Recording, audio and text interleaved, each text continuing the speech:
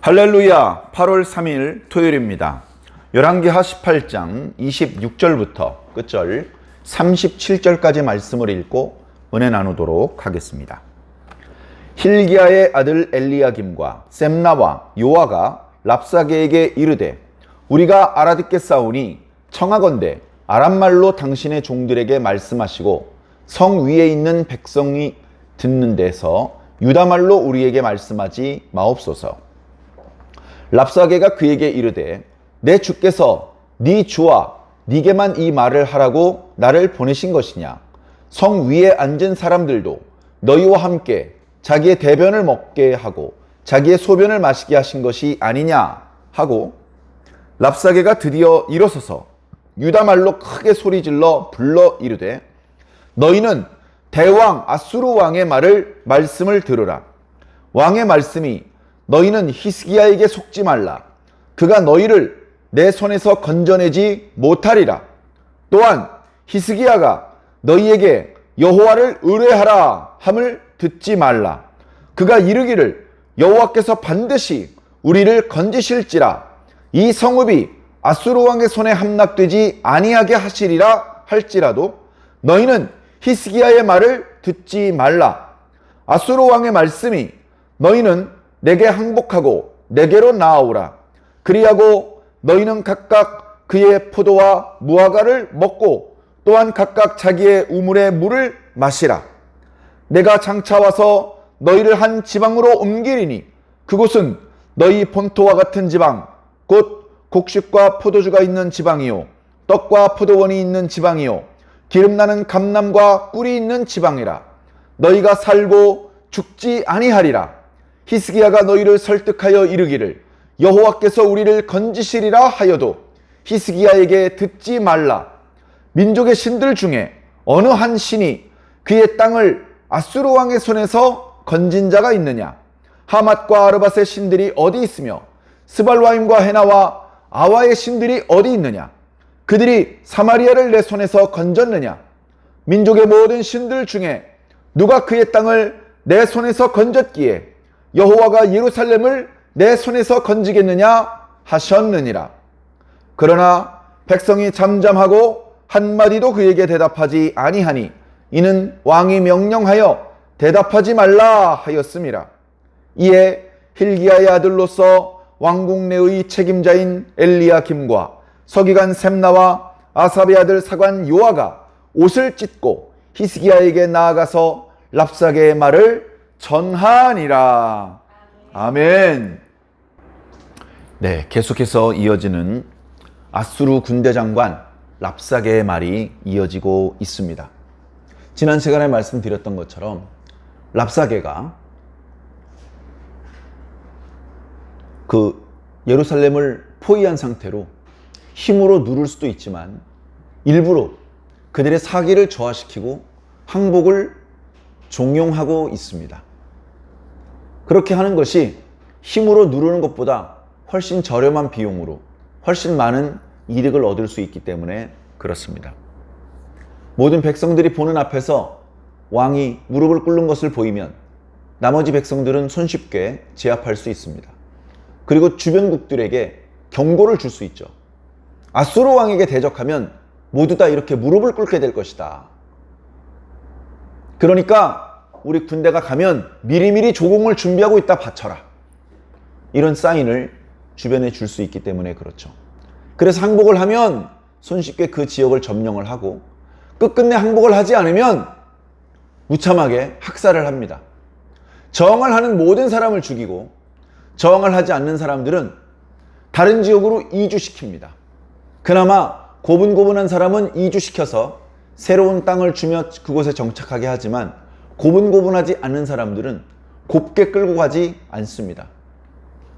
쇠사슬을 아래턱에 꼬여서 그 큰 쇠고리를 아래턱을 뚫어가지고 혀 밑으로 나오게 해서 거기에 쇠사슬을 매가지고 끌고 갑니다. 그런 방법으로 끌고 가면 어마어마하게 고통스럽고 거의 대부분 얼마 못 가서 죽습니다. 그런 잔인한 방법을 쓰기로 유명한 것이 바로 아수르입니다. 역사적으로 그 지역을 페르시아도 다스렸었고 또 바벨론도 다스렸었지만 페르시아는 피정복민들에게 박수와 갈채를 받는 그런 나라였습니다. 그러나 아수르는 치가 떨리는 원한을 맺는 그런 나라죠. 그래서 제가 보니까 그렇더라고요. 마치 장작불 같아요. 장작불에 일부러 너무 바짝 마른 장작불의 경우 물에 적셔서 그 장작에 올려놓는 경우들이 있습니다. 그렇게 하면 타는 속도가 조금 느려져요. 그 장작을 여러 개 올려놔도 불이 확 타오르지 않고 서서히 타올랐다가 서서히 꺼집니다.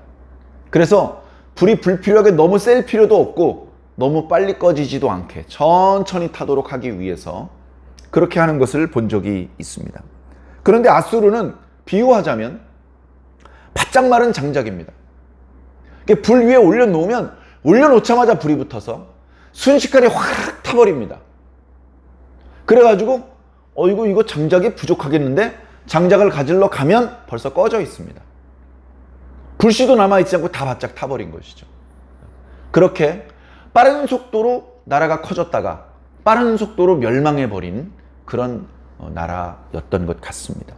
자, 어찌되었건 지금 이제 동쪽의 바벨론을 제압해 놓고 다시 서쪽으로 와서 유다의 46개 성읍을 점령한 이후에 예루살렘을 포위하고 그들의 항복을 받아내기 위해서 랍사게가 계속해서 그들을 압박하고 있습니다. 지난 시간에는 도대체 너희들이 무엇을 믿고 이렇게 까부느냐? 너희들이 의지하는 대상이 누구냐? 애굽이냐?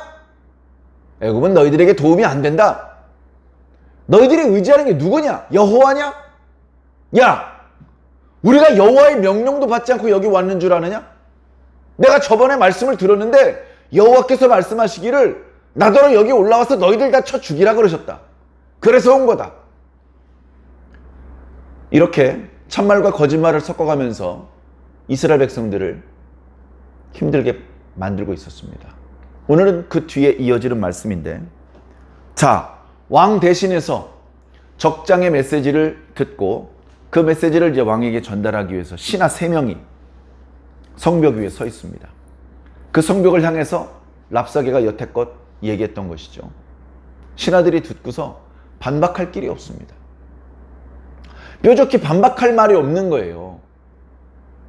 말꼬리를 잡을 것도 없고, 그러니까 겨우 한다는 소리가 뭡니까? 아이고 랍사게 선생님, 부탁드릴 게 있는데 저희들이 아람 방언도 잘 알거든요. 그러니까 아람어로 해주세요. 히브리어로 하지 마시고. 그렇게 부탁을 합니다. 당시 시대적인 상황을 말씀드리자면 아수르는 공식 외교적인 어떤 일을 할 때에는 아람어를 씁니다. 외교적인 일을 하기 위한 표준어가 아람어였어요. 그 외에도 히브리어라든가 또는 아카드어 같은 것을 겸해서 썼다고 합니다. 그런데 지금 타국의 장군으로서 다른 나라의 침략을 와서 항복을 종용을 할 때 공식 외교 언어인 아람어로 말해야 되는데 유다 방언으로 말하는 거예요. 그것 자체가 상대방을 깔보고 무시하는 겁니다. 그래서 그들을 향해서 유다 방언으로 지금까지 얘기를 했던 것이죠. 그랬더니 아이고 저희들이 다 알아들을 수 있습니다. 아람 방언도 알아들을 수 있고요. 아카드어로 말씀하셔도 다 알아들을 수 있거든요. 그러니까 선생님 이제 유다 방언으로는 그만 말씀하시고 아람어로 말씀해 주십시오. 이렇게 부탁을 하는 겁니다. 그 부탁을 랍사게가 들어줬을까요? 오히려 깔깔깔 웃으면서 야! 우리 임금께서 전하라는 메시지를 고작 너희 3명하고 너희 왕에게만 전하라고 이 말씀을 나한테 주신 줄 아느냐?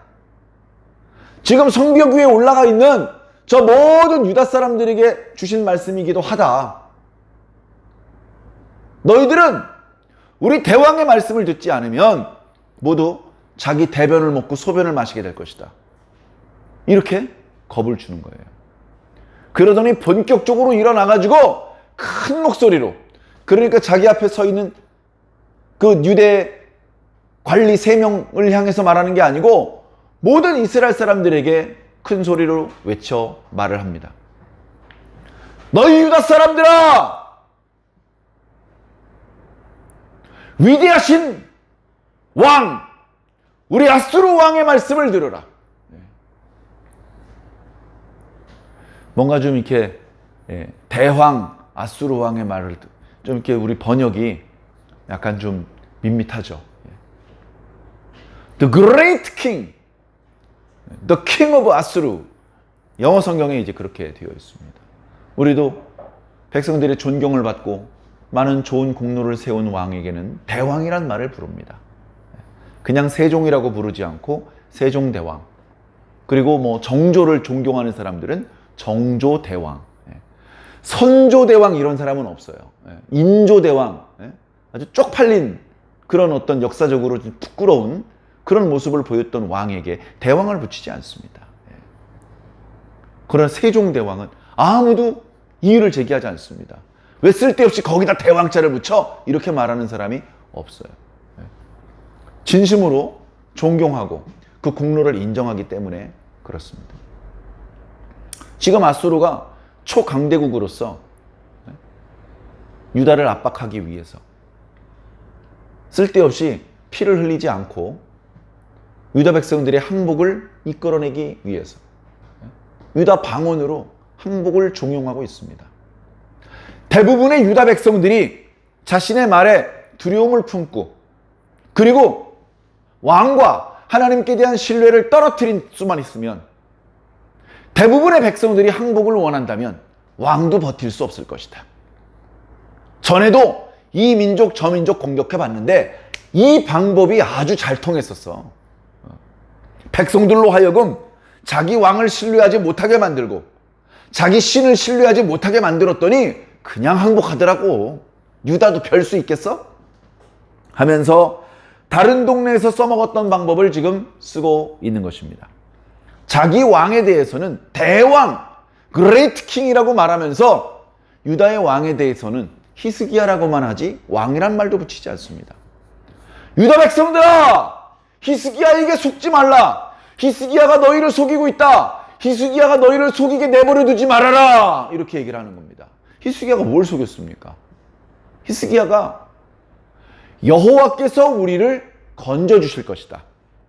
여호와께서 저 아수르 사람들이 우리 예루살렘을 침범하지 못하도록 지켜주실 것이다 라고 말하는 그 거짓말에 속지 말아라 이렇게 말하는 겁니다. 그건 거짓말이다. 그 거짓말이라는 거예요. 내가 우리 대왕을 모시고 동정서벌하면서 많은 나라와 전투를 치루어 보았다. 그때 우리 아수르에 대항하는 나라들은 한 나라도 빠짐없이 자기 왕을 중심으로 똘똘 뭉쳤고 각자 자신들의 신에게 도와주실 것을 기도했다. 그 나라의 선지자들은 자기 백성들에게 자신들의 신이 자신들의 나라를 지켜줄 것이라고 예언을 했다. 그러나 단 한 나라도 멸망하지 않은 나라가 없다. 어느 신이 자기 백성과 자기 땅을 우리 대왕 아수르 왕의 손으로부터 지켜낸 자가 있느냐? 이렇게 말하는 거예요. 그러니까 뭐죠? 여호와도 니들 못 지켜. 여호와라는 신도 별 수 없어. 그 말을 하는 겁니다. 어저께 했던 말 중에는 그런 말도 있었죠. 너희들이 탈 사람을 낼 수 있다면 우리가 말 2,000피를 주겠다. 전쟁을 할 때 말은요, 탱크, 한 마리 한 마리가 탱크나 마찬가지입니다. 말 탄 사람 한 명이 말 안 탄 사람 200명씩 죽여요. 200명씩. 그런 말을 2,000피를 주겠다는 거예요. 그런데 예루살렘 성 안에는 그 말을 주어더라도 그 말을 탈 사람 2,000명이 안 되지 않느냐. 야, 니들 이미 유다 지역에 46개 성읍이 함락당했어. 그래가지고 예루살렘 꼬작 하나 남은 거야. 성읍도 보니까 코딱지만한 성읍인데 몇 명이나 살겠니 너희 안에. 응? 너희들이 정말로 군사적으로 또는 외교적으로 우리를 이길 수 있을 것 같아? 너희들이 우리와 싸워서 이길 수 있을 것 같아?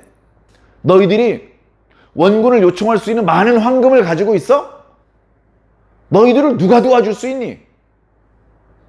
쓸데없이 힘 빼지 말고, 쓸데없이 너희들의 목숨을 버리지 말고 우리 왕에게 항복해라. 너희 왕의 말에 속지 말고 우리 아수르 왕 앞에 나와서 항복을 해라. 그러면 우리 임금께서 너희들을 죽이지 않는다. 너희들이 죽지 않고 살 것이다. 너희들 벌써 몇 달째 포위된 상태라서 먹을 게 없지. 너희 왕 히스기야도 먹을 걸 주지 못하지. 너희들이 항복하면 우리 왕께서 너희들에게 먹을 것을 줄 것이다. 너희들이 편안하게 음식을 먹고 우물물을 마실 수 있게 해주실 것이다. 뿐만 아니다. 이번 전쟁이 끝나면 너희 자손들에게 여기보다 더 좋은 땅을 줄 것이다. 여기보다 더 넓은 땅을 줄 것이다. 그 땅은 너희들이 주로 먹는 밀, 포도, 올리브 이런 것들이 잘 재배되는, 너희들이 여기서 가지고 있던 문화를 그대로 계속 이어나갈 수 있는 그런 곳을 우리 대왕께서 너희들에게 줄 것이다. 그러니 쓸데없이 너희들의 목숨을 버리지 말고 대왕에게 나와서 항복하랴. 이렇게 얘기를 하는 겁니다. 결국 그 랍사게의 입을 닫지 못하고 국내 대신 엘리야김과 셈나와 그리고 사관 요아가 왕에게 나아갑니다. 사실 왕도 다 들었어요. 그리고 정확히 뭐라고 말했는지 못 들었을지 몰라도 어떤 분위기인지 뻔히 잘 알고 있습니다. 그러나 신하를 보냈기 때문에 신하들은 자신이 들은 이야기를 보고하지 않을 수 없는 것이죠. 너무나 속상했습니다. 자기 옷을 찢었다라고 표현하고 있습니다. 자, 사랑하는 성도 여러분, 지금 사실 매우 어려운 상황입니다.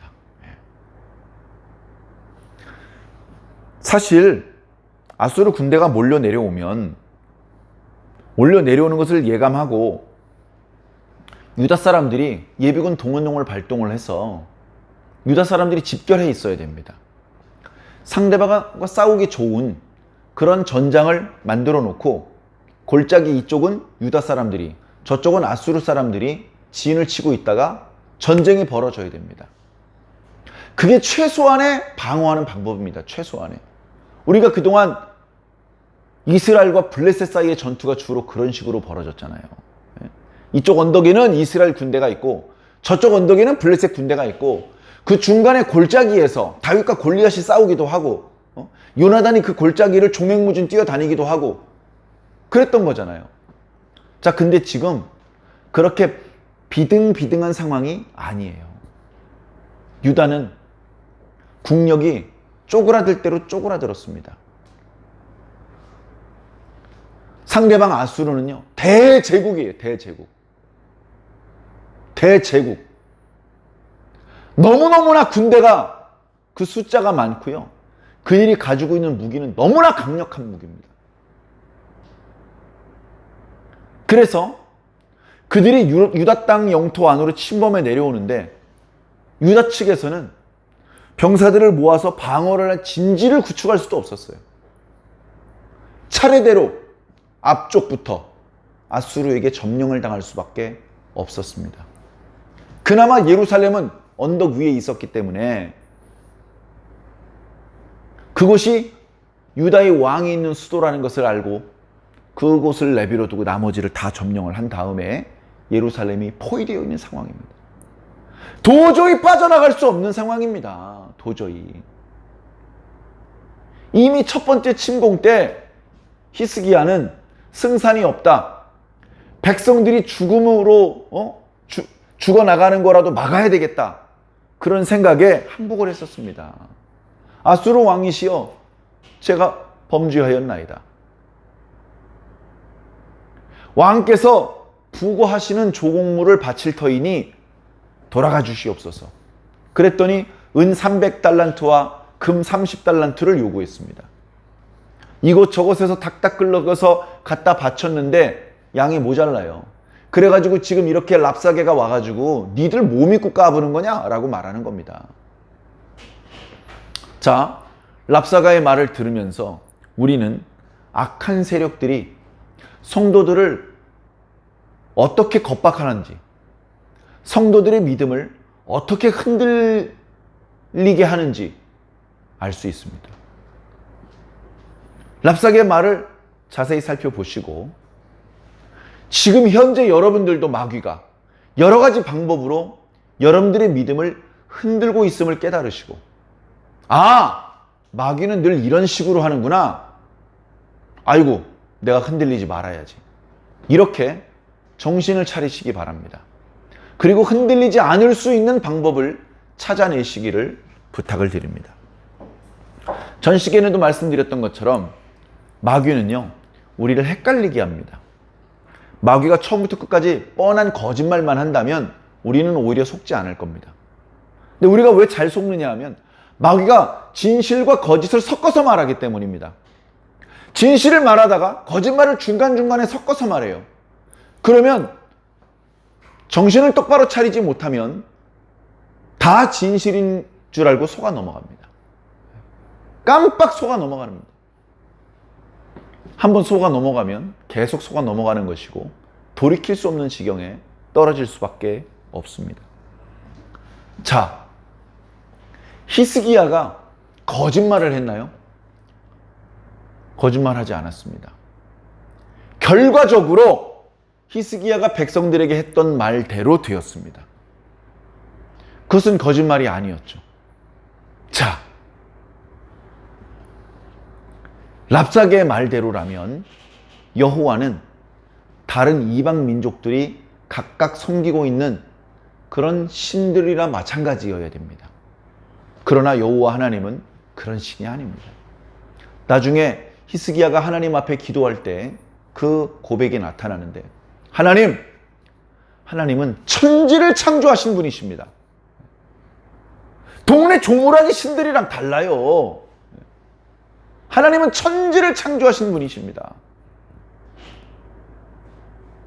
하나님이 어떤 분인지 우리가 정확히 알아야 됩니다. 랍사게의 말을 듣다 보면 하나님도 별 볼 일 없는 신일 수도 있겠는데 이렇게 흔들릴 수 있습니다. 하나님께서 누구신지, 하나님께서 지금까지 무슨 일을 하셨는지, 하나님께서 나에게 무슨 일을 해주셨는지 그걸 놓치면 안 되는 것이죠. 지금 이스라엘 백성들, 유다 백성들이 살고 있는 땅은 하나님께서 주신 축복의 땅입니다. 언약의 땅입니다. 그런데 아수르 왕은 다른 땅을 주겠대요. 그 땅은 엄밀히 말하면 유배지입니다. 유배지. 너 네 집에서 살지 마. 너 네 고향에서 살지 마. 너 저 멀리 살아, 저 멀리. 한양에서 멀리 떨어진 곳으로 가. 사람들이 얼마 살지 않는 동네로 가. 야, 너 배 타고 섬으로 들어가. 반역을 일으킬래야 일으킬 수 없는 곳으로 쫓아내는 거, 그게 유배입니다. 귀향이라고도. 유배. 유배지 땅을 준다고 하면서 큰 소리 치는 것이죠. 하나님께서 이스라엘 백성들에게 뭐라고 말씀하셨습니까? 우리 조상들에게 약속하신 땅은 젖과 꿀이 흐르는 땅이다. 하나님께서 그 땅을 우리들에게 주실 것이다. 그렇게 말씀하셨습니다. 이스라엘 백성들은 그 땅에 빨리 들어가고 싶었습니다. 너무너무나 그 땅에 들어가고 싶었습니다. 지금 아수르 왕은 아니야! 그 땅 말고 내가 주는 땅이 있어. 거기서 살아. 거기도 포도 농사 잘 되고 거기도 올리브 농사 잘 돼. 여러분, 하나님께서 주시는 것으로 만족하시겠습니까? 마귀가 던져주겠다고 약속하는 것에 솔깃하시겠습니까? 정신 똑바로 차려야 됩니다. 하나님께서 하시는 말씀하고 마귀가 하는 말하고 달라요. 다르다고요. 달라도요 180도 달라요. 둘 다 믿을 수가 없어요. 둘 중에 하나만 믿어야 된다고요. 누구의 말을 믿어야 되겠습니까? 누구의 말을 믿어야 되겠습니까? 태초 에덴 동산에서 이런 일이 있었습니다. 하나님께서는 말씀하셨습니다. 그 열매를 먹으면 너희가 정령 죽을 것이다. 뱀은 다르게 말했습니다. 아니, 그거 먹으면 너희들의 눈이 밝아지고 너희도 죽지 않아. 오늘 말씀에도 아수르 왕이 너희가 살고 죽지 아니하리라 라고 말한다고 그랬죠? 뱀이 했던 말이랑 어쩌면 이렇게 비슷합니까? 그 뱀의 거짓말에 속아서 아담이 선악을 알게 하는 나무의 열매를 따 먹었습니다. 그랬더니요, 하나님의 말씀처럼 죽지 않아요. 하나님은 정령 죽을 것이라 그랬는데 먹었는데 안 죽어요. 마귀가 말한 대로 죽지 않고 눈이 밝아졌어요. 하나님은 거짓말장이고 마귀가 진실을 말한 것 같습니다. 그러나 마귀는 새빨간 거짓말쟁이입니다. 선악을 알게 하는 나무의 열매를 먹었던 아담은 930세에 죽었습니다. 죽었잖아요. 마귀의 말이 틀렸고 하나님의 말씀이 옳았습니다. 눈이 밝아졌다고요? 눈이 밝아져서요, 자기가 벗은 걸 알게 됐어요. 그럼 뭐합니까? 하나님을 볼 수 없게 되었어요. 더 이상 하나님을 볼 수 없게 되었어요. 불필요한 것, 안 봐도 되는 것은 보게 되었고 정말 봐야 되는 것은 볼 수 없게 되었습니다. 이게 밝아진 겁니까? 어두워진 것이죠. 마귀는 참말을 하는 것 같으면서 거짓말을 합니다. 나중에 알고 보면 전부 다 거짓말이었던 것입니다. 우리가 분별하지 않고 마귀의 거짓말을 덥석 물으면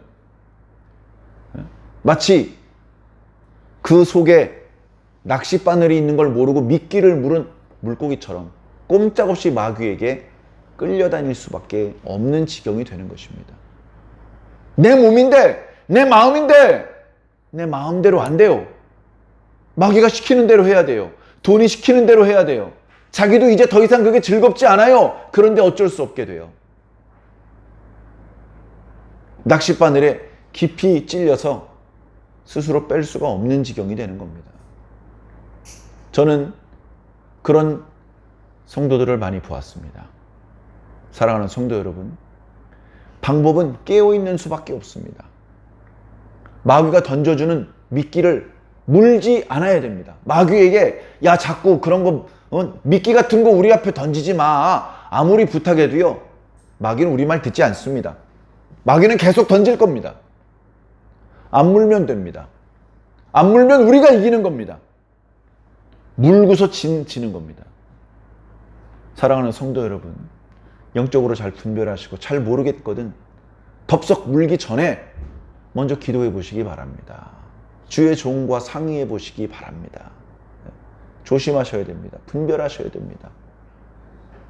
그래야 우리는 지지 않고 이길 수 있습니다. 마지막 순간까지 이제 틀렸어. 이젠 별다른 방법이 없는 것 같아. 덜이 없어.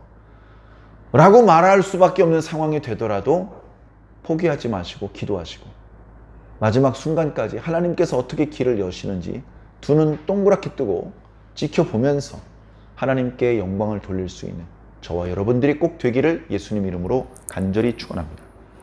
아멘.